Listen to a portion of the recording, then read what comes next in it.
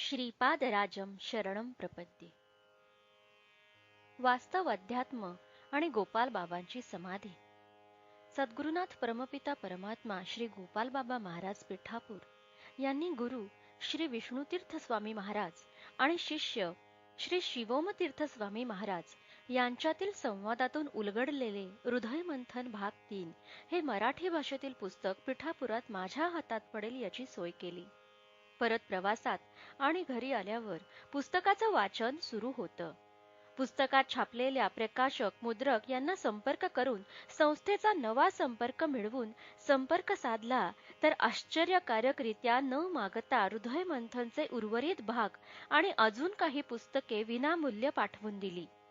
यामध्ये आपण जे गृहीत धरून चाललेलं अध्यात्म आहे त्याच्या पूर्णपणे वेगळी असलेली अध्यात्म व्यवस्था खूप स्पष्ट दिली आहे.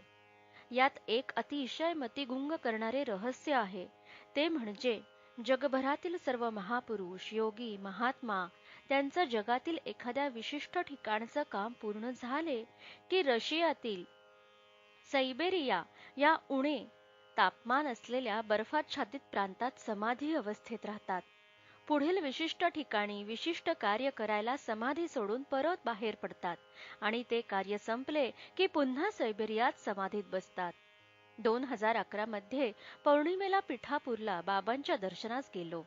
बाबांच्या रूम मध्ये जाऊन बाबांना माझ्या पत्नीने दिलेले ड्रायफ्रुट्स देताच बाबा बोलले, उसको अक्टो मिल्क देना. अक्टो मिल्क बाबत मेडिकल स्टोअर्स मध्ये विचारणा केली तर असं काही औषध नाही समजलं. नेटवर सर्च केलं तर अक्टो मिल्क हे सायबेरियातील पांढऱ्या मधाचे नाव आहे. ती मधमाशी देखील पांढरी असून अक्टो म्हणजे तिच्या 8 अष्टकोनी पोळ्यात साठवलेले पांढरे दुधासारखे मध, म्हणून ते अक्टो मिल्क. बाबांनी 20 नोव्हेंबर 2016 ला पहाटे 4:45च्या सुमारास शरीर सोडले आणि मला 1.5-2 तासात पिठापूरहून तसा फोन आला. मला माझ्या दृष्टीने घटना इतकी अचानक आणि हादरवून टाकणारी होती, पण लगेच जुजबी तयारी करून कारने पिठापूरला निघालो. पहाटे 2:45 ला आश्रमात पोहोचलो. खूप लगबग होती.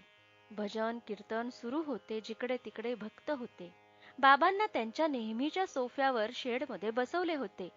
मी जवळ जाऊन आधी नेहमीप्रमाणे लोटांगण घातलं आणि साष्टांग दंडवत प्रणाम केला आणि नेहमीप्रमाणे सोफ्या शेजारी खाली बसलो. बाबांच्या अंगावर भक्तांनी शाली घातलेल्या होत्या. बाबांचं शरीर दुसऱ्या दिवशी समाधीआड जाणार होते. बाबांचे स्पर्श परत मिळणार नव्हते. बाबांचे हात हातात घेण्यासाठी मी शालींमधून माझा हात आत घातला आणि बाबांच्या हृदयाजवळ दुमडलेले हात हातात घेतले. तोच मायनस टेम्परेचरची शिरशिरी माझ्यात घुसली. म्हणजे बाबा मायनस टेम्परेचरमध्ये बसलेले होते. खरं वास्तव अध्यात्म आणि आध्यात्मिक व्यवस्था या आपण ऐकून वाचून गृहीत धरून चालतो तशा नाहीत. खऱ्या अध्यात्माला निसर्ग नियम, स्थळ, काळ, वेळ, भौगोलिक परिस्थिती, कायदे वगैरे काहीही लागू नसते. आध्यात्मिक जग हे भौतिक जगाला मॉनिटर करणारे सामान्य चर्पणचक्षुषः 5 जाणीवेच्या फ्रिक्वेन्सी पलीकडील जग असते. ही विशिष्ट फ्रिक्वेन्सी पेअर करायची क्षमता जर सद्गुरूने अलॉट केली किंवा अवॉर्ड केली तर तिची अनुभूती येते. अन्यथा अध्यात्म आपल्या शेजारी असून देखील आपण ते जाणू शकत नाही. सद्गुरुनाथ परमपिता परमात्मा श्री गोपाल बाबा महाराज की जय.